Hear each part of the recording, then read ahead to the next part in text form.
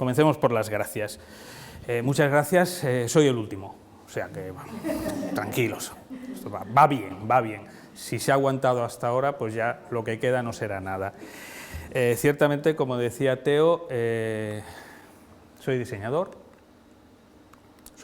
gráfico, y cuando dices esto, pues habitualmente tu interlocutor pues dice, ¡ay, qué bonito! ¿No? Y, hombre, la verdad es que sí, ¿verdad? Hay cosas peores, hay cosas, bastante cosas peores. Pero, ¿por qué dice qué bonito? Si no porque lo admire, no porque lo entienda, no porque sepa exactamente qué es lo que estamos haciendo. Es cuando te dice, haces carteles, haces logotipos, haces dibujas bien. Yo también tengo un ordenador, yo utilizo el Mac, lo prefiero a otro tipo de ordenadores, ¿no? Y dices, no, cuidado, el diseño es otra cosa, el diseño es otra actividad. Entonces lo que vemos es que hay eso, muchos prejuicios, mucho desconocimiento, mucho hablar. Cuando hablo del cartel, cuando hablo del logotipo, cuando hablo de la camiseta que compré, que era muy bonita, me gustó más su diseño, lo que estoy hablando de los resultados, no se tienen en cuenta los planteamientos, los objetivos, las problemáticas, lo que solucionamos. Se está planteando, en esos aspectos hay una visión muy centrada en lo que es la expresión y no la comunicación, y eso entra en relación con el artes versus diseño, y ahí entramos en una problemática en enjundia, en un algo muy serio, pero eso luego. Hace 45.000 años, poco más o menos, el ser humano se dio cuenta, lo pensó, lo descubrió, fue la casualidad, aparecieron manos en las cuevas, aparecieron dibujos en las cuevas, y fue consciente de que eso permanecía. El ser humano es un ser visual, es radicalmente visual, es contractualmente visual.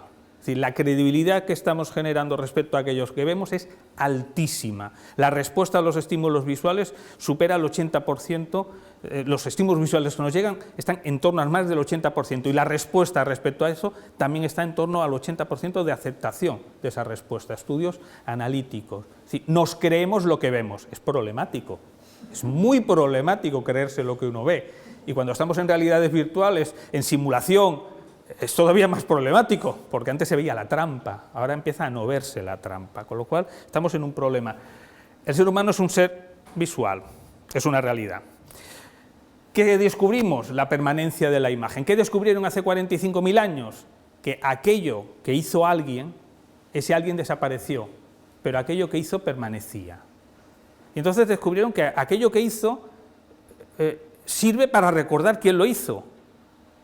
Y eso es muy importante, porque habla de la permanencia de la imagen y de la trascendencia del ser, de la trascendencia del ser. Reconozco, y fue el abuelo, el padre, un antecesor que hizo aquello, que nos lo explicó, que nos lo enseñó, que lo aprendimos. Fundamental. La trascendencia del ser es la permanencia de la comunicación. Hace 5.000 años, poco más o menos, sumerios, en distintos lugares, en distintas culturas, sin necesariamente tener ninguna relación, desarrollan escrituras. Y es el paso radical de la prehistoria a la historia. Hay una conciencia clara de que podemos contar cosas y otros las podrán recoger y aprenderán a lo mejor de mis aciertos o de mis errores. Fundamental, comunicación. Hemos dicho que esa comunicación es consustancial en todos nosotros, perfecto, pero claro, no es en el mismo tono. No es en el mismo tono. ¿Cómo ha ido evolucionando? Yo soy diseñador gráfico, soy profesor de universidad, estoy al frente de un colegio oficial. La actividad visual, la construcción visual del discurso es común. Todos dibujáis, incluso algunos bien. Y casi todos os aclaráis con vuestros dibujos, con vuestros esquemas, con lo cual es útil. No necesariamente necesitamos una gran destreza, hay una actividad. ¿Qué es lo que estamos haciendo? A lo largo de los años, esto que es una actividad muy intrínseca a nuestra propia existencia, se ha convertido en esto, una generación visual más o menos casual, con una cierta habilidad, con unos ciertos recorridos, hasta ahí llegamos todos. Con un alto nivel de implicación emocional.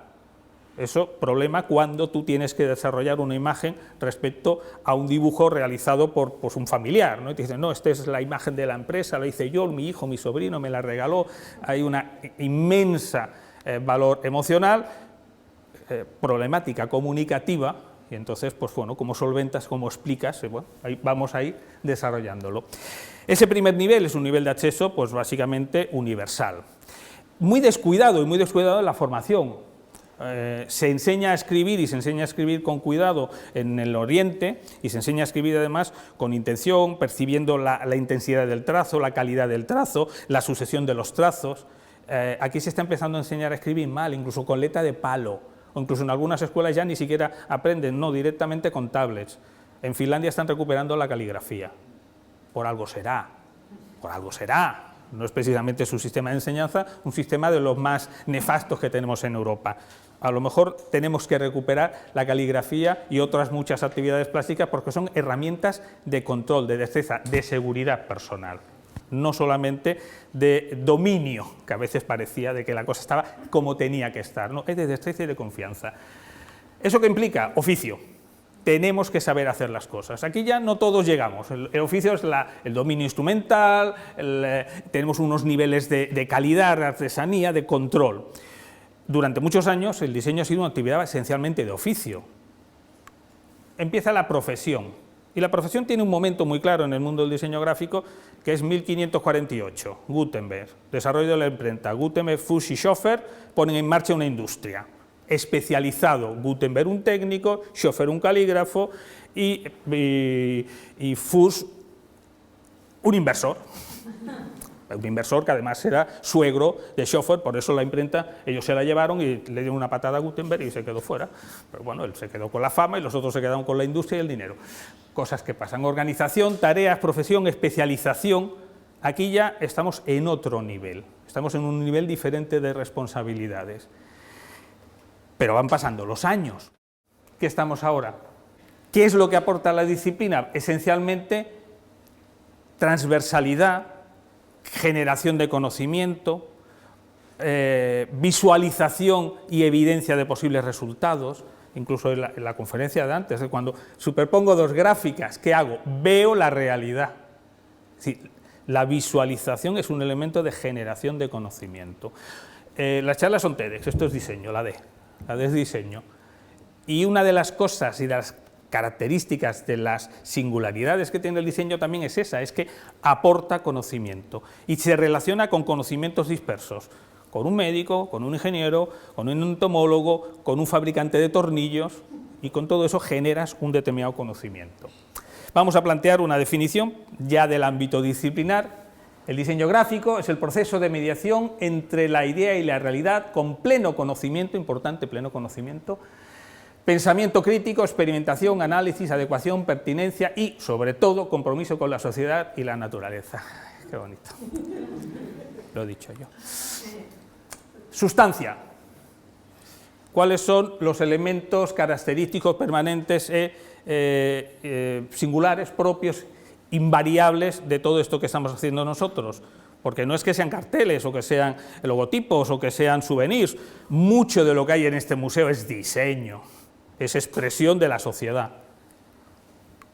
Pues me gusta generar formulaciones matemáticas. Como estoy en entornos científicos, yo genero mis proyectos a partir de formulaciones matemáticas. Es una manera de darle credibilidad, como cuando digo que doy clases en biología, ¿no? Entonces, pues, el O condescendiente, el qué bonito condescendiente, se convierte en un qué bonito admirador. Digo, pero ¿cómo? Esto es científico, es suficientemente científico, sin perder de vista la parte humanística, suficientemente humanístico. Informar, identificar e inducir. Esas son las tres patas conceptuales robustas en torno a las cuales todo proyecto de diseño se articula. ¿Qué tenemos que saber? ¿Cuál es el emisor?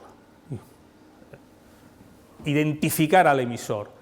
Lo que el diseño dice no es lo que dice el diseñador. Lo que dice el diseño es lo que dice a alguien, alguna entidad, alguna circunstancia. No es mi mensaje, es el mensaje de otro. Informar, por supuesto, de algo estamos explicando, algo queremos contar. Fue un buen diseño el de esta charla, hay gente, alguien informó bien, han venido, Pues eso quiere decir que algunos recursos visuales se han utilizado con suficiente eficacia para que hoy haya personas aquí.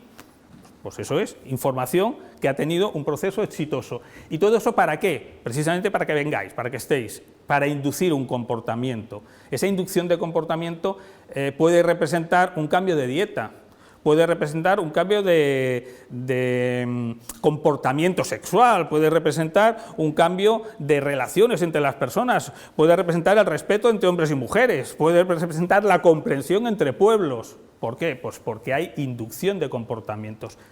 También puede ser manipulación. Y es un gran poder, con lo cual el diseño tiene una gran responsabilidad. Es disciplina, es gran responsabilidad. Si lo diferenciamos, la inducción puede ser eso, puede ser agresiva. ¿Qué es esto? El proyecto. Cualquier proyecto de diseño, cualquier actividad, cualquier producto de diseño, ¿en qué se mueve? Se mueve precisamente en los polos razonablemente atraídos gravitacionalmente por esta realidad, por los 3 puntos focales: inducir, informar, identificar, incentro, baricentro, torcentro. Y depende de cada proyecto se puede ir diferenciando, y si es un proyecto muy personal, pues a lo mejor se va a un extremo, y eso es complejo, muy complejo. ¿Qué es lo que lo solventa? El proyecto. Y el proyecto es algo parecido al catalizador. Cuando estudiaba química me encantaba cuando decían, ¿qué es un catalizador? Dice, es algo que está, que no sirve para nada, pero si no está, no se alce, no funciona. Entonces, pero ¿esto es magia? No, es catalizador.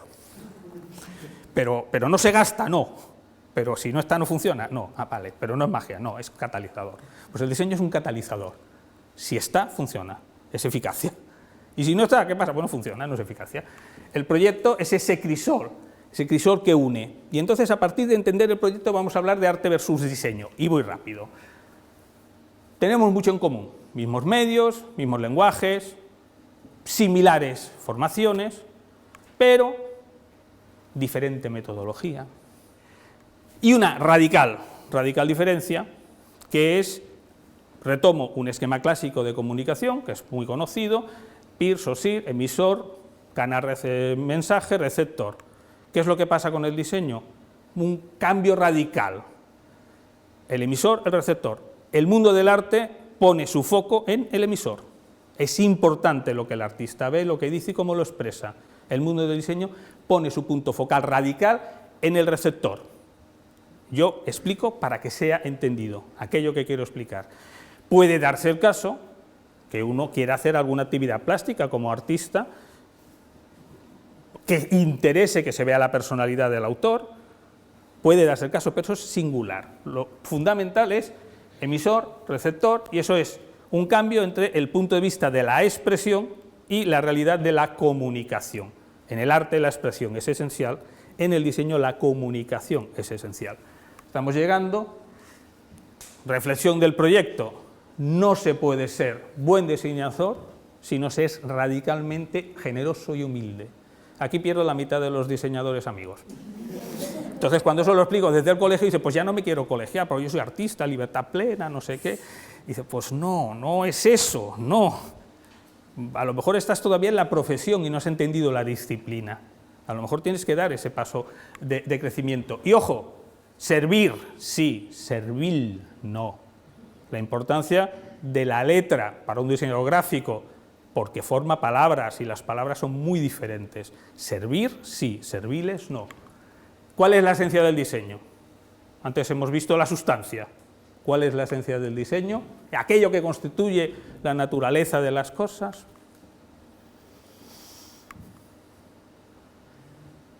Esta es la esencia del diseño. El diseño ayuda.